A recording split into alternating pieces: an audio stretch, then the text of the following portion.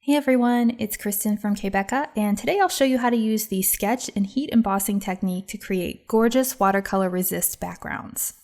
First, we'll need to make our card background, and I have the leaf, border, and background cut file open here.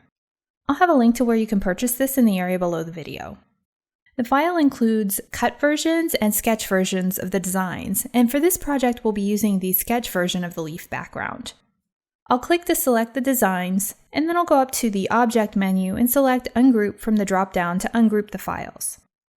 Then I'll just select the sketch background, press Ctrl+Command+C to copy, and then I'll click over to the blank document that I have open and press Ctrl+Command+V to paste the file. Next, I'll go over to the left menu and select the Draw a Rectangle tool. I'll draw a rectangle on the artboard, click on it to select it, and then go over to the right menu and select the Transform panel icon to open it.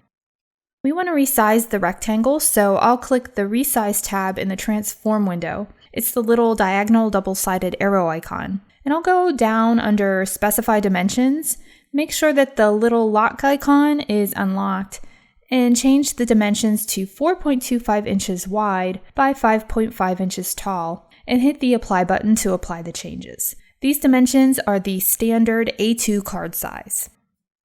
I want to move the rectangle up to the top right corner of the artboard. More about that later. And then I'll go over to the right menu and click the icon to open the Line Style window. We want the rectangle border color to be different than the color for the leaf sketch background, so I'll click the Line Color tab and choose a shade of blue, but any color besides red will work for this. I'll click and drag the leaf background inside the rectangle, and then click to select it and drag one of the corners of the image outward to make the design larger. I want it to be just a little bit larger than the rectangle so some of the design bleeds off of the edges of the card. It doesn't matter if a little bit of the design goes off of the edge of the mat, since those areas won't be sketched when we send the design to our cutting machine. Once I'm happy with the size and position of the leaf design, I'll click the Send tab from the top right menu and then click the Line subtab in the Send window.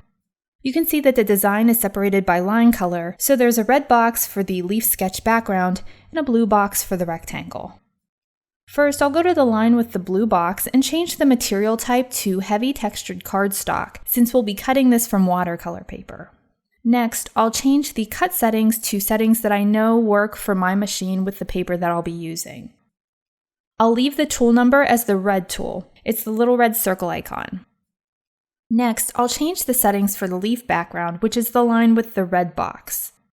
This time, we want to change the tool number to the blue tool, which is the little blue circle icon on the right. Then I'll change the action to sketch, since this is the sketch portion of the design. After that, I'll choose heavy textured cardstock from the material dropdown just like I did for the rectangle. The file is ready to send to the machine, but I first need to get the machine ready, so let's head over there. Okay, I'm over at the Silhouette Cameo, and the auto blade is already loaded into the left tool slot, so that's ready to go. I've pulled out the tab on the right tool holder to open that up, and I'll slide a popsicle stick under that area and pop a Choma's Creations sketch pen holder into the slot and push the tab on the tool holder to lock it in place. I like the Choma's holders so much better than the Silhouette brand because they offer a lot more flexibility and they're just much less fussy to use. After the holder is in place, I'll place a Sakura Quickie glue pen into the holder and make sure that the tip is just touching the popsicle stick. If there's a puddle of glue coming out of the glue pen onto the popsicle stick, then it's too far down. You want to see just a light line of glue on the stick when you pull it out from under the tool holder. Once the pen is where I want it, I'll hold it and tighten the screw on the side until the glue pen is firmly held in place. Then I'll remove the popsicle stick. I have a sheet of Canson XL watercolor paper loaded onto my mat here, and I have it loaded onto the right side of the mat to avoid the rollers on the machine. I'll run a powder tool all over that area on the watercolor paper to help prevent excess embossing powder from sticking later on, and then I'll load the mat into the machine. Now you can see what I mean about avoiding the rollers on the machine. There's about a 5-inch area on the right side of the Silhouette Cameo machines where there aren't any rollers, and I like to load my paper and set up the design in Silhouette Studio on the right side in order to avoid getting any of the design under those rollers when I'm using a glue pen or gel pens, anything that doesn't dry immediately, because otherwise the rollers can smear the designs and the glue can gunk up the rollers. Now I'm going to go over to my computer and hit the send button to send the design to the Cameo to get the cutting and sketching started.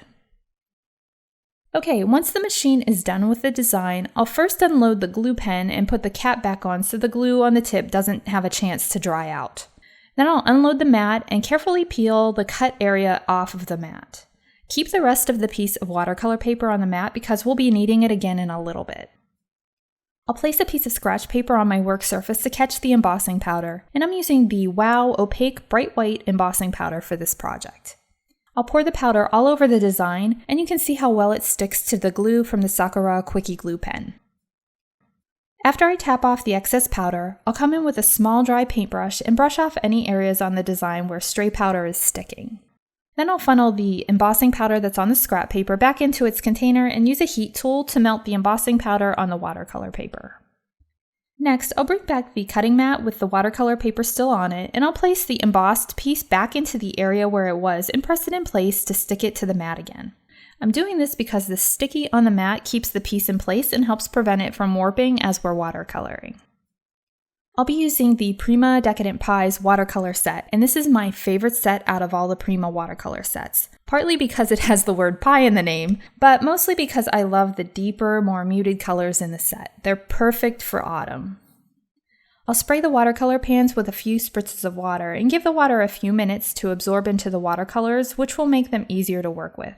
And I've made a color mixing chart for this watercolor set so you can see all of the gorgeous color mixes that you can make with just these 12 colors. For this card, I'll be sticking to the reds, oranges, and yellows to echo the colors found in autumn leaves. I'll list the color combinations for the paint mixes that I use once I get going with the watercoloring. I have 2 water containers, one for rinsing my brush and one for loading the brush with clean water. And I also have a paper towel to absorb excess water and color from the brush. I also have a spritzer bottle with water that I can use if I need to give things a shot of water while I'm working. I'll start off with a light beigey gold color by mixing colors 27 and 28 from the set.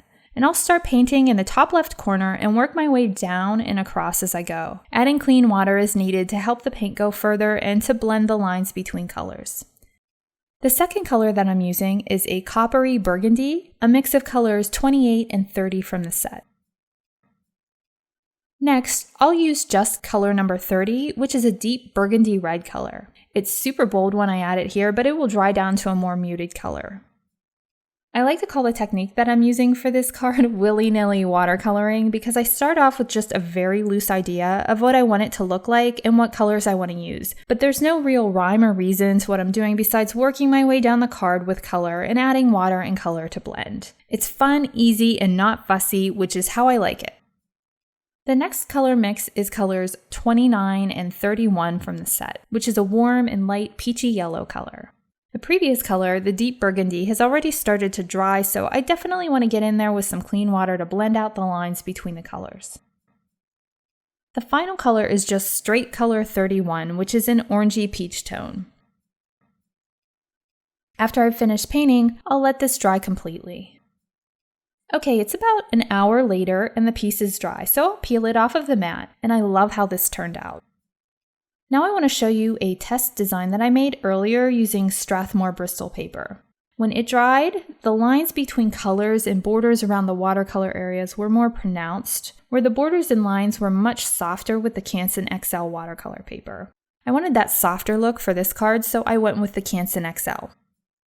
I'll trim the watercolored piece using a paper trimmer, and this is so I'll have just a little bit of a white frame around the piece on the finished card. Then I'll add some score tape to the back of the piece and adhere on the center of a top folding A2 size card base. To finish, I have a couple of print and cut elements from my Happy Fall collection. You can see that my printer printed a magenta line on the pumpkin here, and I'm going to cover that up completely with the sentiment piece. No one will ever know that the line was there. I'll pop up the pumpkin print and cut element using 3D foam tape to give the card a bit of dimension, and then I'll add a line of liquid glue over the magenta printer mistake area and adhere the sentiment on top. And this card is finished. You can find a full list of supplies used in this video in the description area below or in the area below the video if you're watching on k.becca.com. I hope that you found this video to be helpful, and if you'd like to see more sketch and heat embossing videos, please give this video a thumbs up and consider subscribing to my channel. Thanks for watching, and I hope you'll tune in again soon.